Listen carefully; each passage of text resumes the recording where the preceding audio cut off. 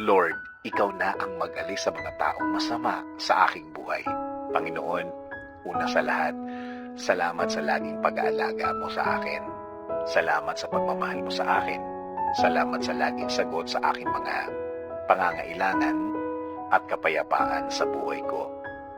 Panginoon, alam ko pong hindi naman perpekto ang mundong ito. Hindi lahat ay kaya kong i-please. Hindi lahat ay oo sa aking mga sinasabi. At Panginoon, alam ko din na hindi ako perpektong tao. Minsan may mga nasasaktan ako along the way sa mga words ko, sa mga ginagawa ko, or every time I voice out my opinion. Alam ko somehow, Lord, may mga nasasaktan ako nang hindi ko sinasadya. Lord, humihingi po ako ng kapatawaran. Forgive me because sometimes I cannot control my words and my works, Lord. Kahit na ang mga taong hindi dapat saktan ay nasasaktan ko sa aking mga salita. Forgive me, forgive me, forgive me, Lord. Kaya sa mga ganitong mga moments, Lord, hindi ko kontrol ang mga reaksyon nila. Hindi ko alam kung ano ang nasa isip nila. Kaya Lord, humihingi ako ng proteksyon sa inyo. Panginoon, touch their hearts to forgive me, God.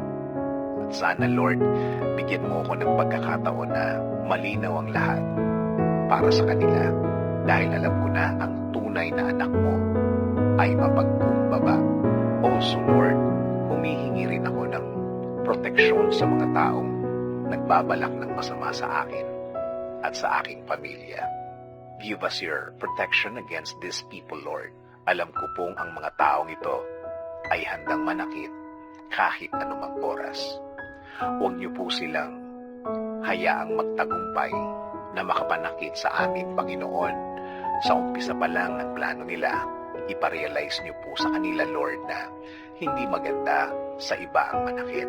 Also, Lord, make them realize na hindi rin ito makagaganda para sa kanilang mga buhay, na walang mabuting idudulot ang manakit ng kapwa.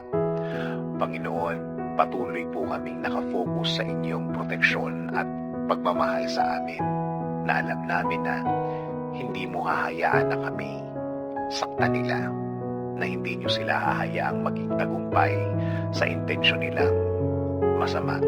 Thank you, Lord, for everything. Thank you, Lord, for the love and faithfulness. This is our prayer. In Jesus' name, Amen. Sabi nga sa Isaiah 54:17, no weapon forged against you will prevail, and you will refute every tongue that accuses you.